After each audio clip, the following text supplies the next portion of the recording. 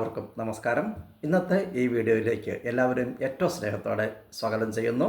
സമ്പത്താണോ നമുക്ക് ജീവിതത്തിൽ സന്തോഷം പകർന്നു നൽകുന്ന കാര്യം? നമുക്ക് ജീവിക്കുവാൻ പണം, സമ്പത്ത് ആവശ്യമാണ്.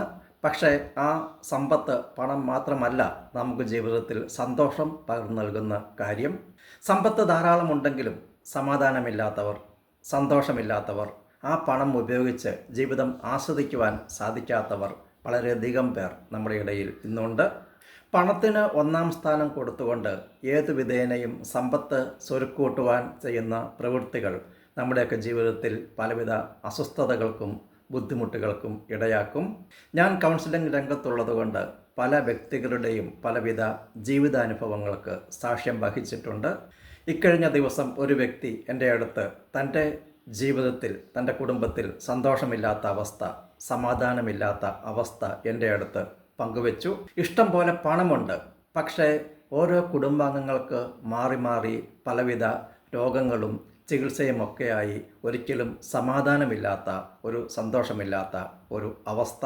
മുൻപ് സാമ്പത്തിക ബുദ്ധിമുട്ട് കാരണം അദ്ദേഹത്തിന് സമാധാനമില്ലായിരുന്നു, സന്തോഷമില്ലായിരുന്നു. ഇപ്പോൾ സമ്പത്തുണ്ടായി, പക്ഷേ സന്തോഷമില്ലായ്മ, മനസ്സമാധാനമില്ലായ്മ പഴയതിനേക്കാൾ കൂടി വരികയാണ് ഇപ്പോൾ ചെയ്തിരിക്കുന്നത്. സമ്പത്തുണ്ടായാൽ എല്ലാമായി എന്ന് അദ്ദേഹം ചിന്തിച്ചു, അതിനായി പരിശ്രമിച്ചു. അതിനിടയ്ക്ക് ബന്ധങ്ങളെല്ലാം നഷ്ടമായി. ഒരേ ഒരു ചിന്ത മാത്രം, എങ്ങനെയെങ്കിലും പണം സമ്പാദിക്കുക. ഒരു സഹോദരന് അവകാശപ്പെട്ടിരുന്ന സ്വത്ത് കൂടി മാതാപിതാക്കളെ സ്വാധീനിച്ച് അദ്ദേഹം സ്വന്തമാക്കി. സഹോദരങ്ങളെല്ലാം ഇദ്ദേഹത്തെ വെറുത്തു, ബന്ധങ്ങളെല്ലാം നഷ്ടമായി. ഇഷ്ടം പോലെ പണമുണ്ടായാൽ മാത്രം സന്തോഷം ലഭിക്കില്ല എന്ന് തിരിച്ചറിയുവാൻ അദ്ദേഹം ഏറെ വൈകിപ്പോയി.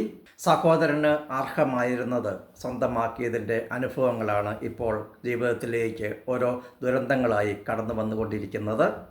നാം ചെയ്യുന്ന ഓരോ കർമ്മങ്ങൾക്കും അതിൻ്റെ പ്രതിഫലം ലഭിച്ചിരിക്കും എന്ന് ഒരു പ്രകൃതി നിയമമായ law of cause and effect അല്ലെങ്കിൽ ലോ ഓഫ് കർമ്മ പറയുന്നു.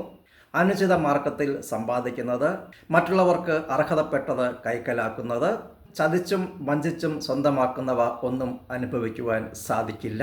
അങ്ങനെ പണം സ്വരുക്കൂട്ടുന്നതിനിടയ്ക്ക് ജീവിതത്തിൽ വിലയേറിയ മറ്റു പലതും നഷ്ടപ്പെട്ടുകൊണ്ടിരിക്കുകയും ചെയ്യും. നഷ്ടമായ ബന്ധങ്ങൾ ഒരിക്കലും പഴയതുപോലെ ആവില്ല. നമുക്ക് ജീവിതത്തിൽ നല്ല മൂല്യങ്ങൾ കാത്തു സൂക്ഷിച്ചുകൊണ്ട്, നല്ല ബന്ധങ്ങൾ നിലനിർത്തിക്കൊണ്ട് സമ്പത്ത് നേടിയെടുക്കുവാൻ പരിശ്രമിക്കാം. എല്ലാവർക്കും അതിന് സാധിക്കട്ടെ എന്ന് ആശംസിക്കുന്നു.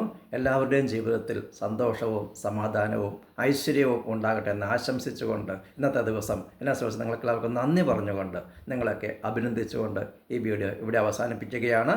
പുതിയ അറിവുകളുമായി നമുക്ക് അടുത്ത വീഡിയോയിൽ കാണാം. Stay blessed. Thank you.